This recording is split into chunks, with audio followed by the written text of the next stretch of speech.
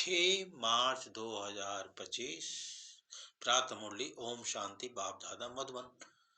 आज मुरली का रिवीजन और मंथन क्वेश्चन आंसर के माध्यम से करते हैं। तो प्रथम क्वेश्चन लेते हैं, आत्मा के सिंहासन और बाप के सिंहासन क्या है। यहाँ दादा की जगह पर बाप के सिंहासन त्रुटि है, क्या है। तो सभी जानते हैं कि आत्मा का सिंहासन, जहाँ आत्मा विराजमान हो रहता है, वो शरीर है। शरीर के दोनों भ्रुकुटी के मध्य में आत्मा का स्थान है, रहने का स्थान।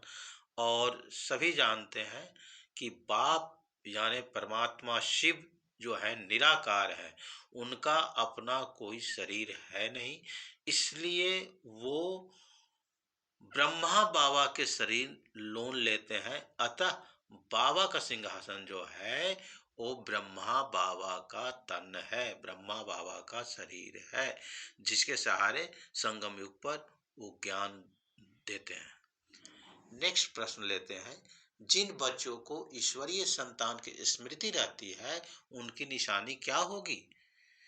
तो जिन बच्चों को ईश्वरीय संतान की स्मृति रहती है उन्हें बाप से सच्चा सच्चा लव होगा। आपस में एक दूसरे से लड़ेंगे झगड़ेंगे नहीं, उनकी दृष्टि पवित्र होगी, कुदृष्टि नहीं हो सकती है। और जो ब्रह्मा कुमार कुमारी की दृष्टि आपस में गंदी नहीं हो सकती। नेक्स्ट प्रश्न लेते हैं, ज्ञान की वर्षा न होने और ज्ञान की वर्षा होने से क्या प्रभाव पड़ता है। तो ज्ञान की वर्षा नहीं होने का मतलब है रावण राज। और जब रावण राज है तो उसमें आत्माएं काम चिता पर बैठने से जल मरते हैं, कंगाल बन जाते हैं। जबकि ज्ञान वर्षा संगम युग पर बाबा कर रहे हैं, ज्ञान की वर्षा कर रहे हैं, ब्रह्मा बाबा के तन के सहारा लेकर, तन का लोन लेकर। और यही राम राज्य है और इससे ही वो विश्व का कल्याण होता है और सभी आत्माएं विश्व के मालिक बनते हैं जो इस ज्ञान की धारणा करते हैं। नेक्स्ट प्रश्न लेते हैं, नास्तिक कौन बच्चे कहलाते हैं। तो नास्तिक वो बच्चे होते हैं जिन्हें बाबा यानी ईश्वर भगवान के बारे में सही जानकारी यथार्थ परिचय प्राप्त नहीं हुआ है। वे भक्ति मार्ग में साधारणता देवताओं को लोग भगवान मान बैठे हैं, तो वो यथार्थ परिचय नहीं होने के कारण मुरली के अनुसार वो नास्तिक कहे जाते हैं। नेक्स्ट, मूल वतन, सूक्ष्म वतन, स्थूल वतन की विशेषता क्या है। तो सबसे पहले मूल वतन को परम धाम, शांति धाम कहा जाता है, ब्रह्मलोक कहा जाता है। और वहाँ डीप साइलेंस होती है, शांति होती है, वहाँ दुख सुख के फीलिंग नहीं होती है। और यही स्थान जो है वो आत्मा और परमात्मा के रहने का स्थान है, यानी आत्मा और परमात्मा यहीं के यानी परम धाम के, शांति धाम के रहवासी हैं। जबकि दूसरा सूक्ष्म वतन जो है वो टॉकी होते हैं, वहाँ प्रकाशमय शरीर होता है, अतः वहाँ इशारों से आपस में वार्तालाप होती है, इशारों से। और सूक्ष्म वतन मूवी होता है जहाँ इशारों से वार्तालाप होता है।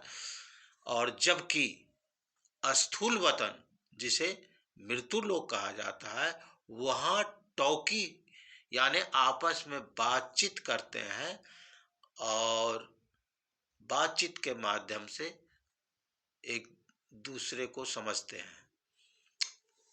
नेक्स्ट प्रश्न लेते हैं, क्या कृष्ण पतित पावन लिबरेटर गाइड है। क्या कृष्ण पतित पावन लिबरेटर गाइड है।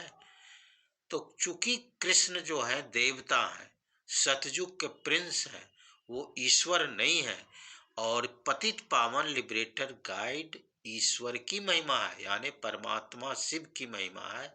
अतः कृष्ण जो है वो पतित पावन लिबरेटर और गाइड कृष्ण को नहीं कह सकते हैं। नेक्स्ट प्रश्न लेते हैं, बेहद की दशा और हद की दशा क्या है? बेहद की दशाएं और हद की दशाएं क्या है? तो बेहद की दशाएं जो बृहस्पति की दशा होती है, क्योंकि बाप यानी परमात्मा शिव जो है वृक्षपति है, तो बाबा के बच्चे की जन्म जन्मांतर ये बृहस्पति की दशा होती है। सब दिन बाबा के बच्चों के लिए लक्की होता है। जबकि हद की दशाएं जो होती है वो मृत्यु लोक की दशा होती है, जहां राहु केतु की दशा होती है, जहां दुख है। नेक्स्ट, अपने ऊपर आप ही रहम करना क्या है? तो अपने ऊपर आप ही रहम करने का मतलब है कि दृष्टि अच्छी पवित्र रखना, कुदृष्टि नहीं होना, और पतित बनने का कभी भी ख्याल नहीं आना, इसे अपने ऊपर रहम करना कहा जाता है। इन बातों को ध्यान देना, अपने ऊपर रहम कहा जाता है आज के मुरली के अनुसार। लास्ट प्रश्न लेते हैं, संपूर्ण कर्मातीत अवस्था को प्राप्त करने की विधि क्या है? जब संपूर्ण कर्मातीत अवस्था प्राप्त हो जाती है तो इस स्थिति में आत्मा सदा उपराम रहती है और इस दुनिया में सब कुछ देखते हुए नहीं देखते हैं, ऐसी दृष्टि हो जाती है। और यही अभ्यास एक रस बनाती है, एक रस स्थिति प्राप्त हो जाता है, तो यही कर्मातीत अवस्था कहलाता है। और आज के मुरली का वरदान है, हर कदम में पद्मों की कमाई जमा करने वाले, सर्व खजानों से संपन्न व तृप्त आत्मा भव। और स्लोगन है, कोई भी बात में अपसेट होने के बजाय नॉलेजफुल की सीट पर सेट रहो। ओम शांति।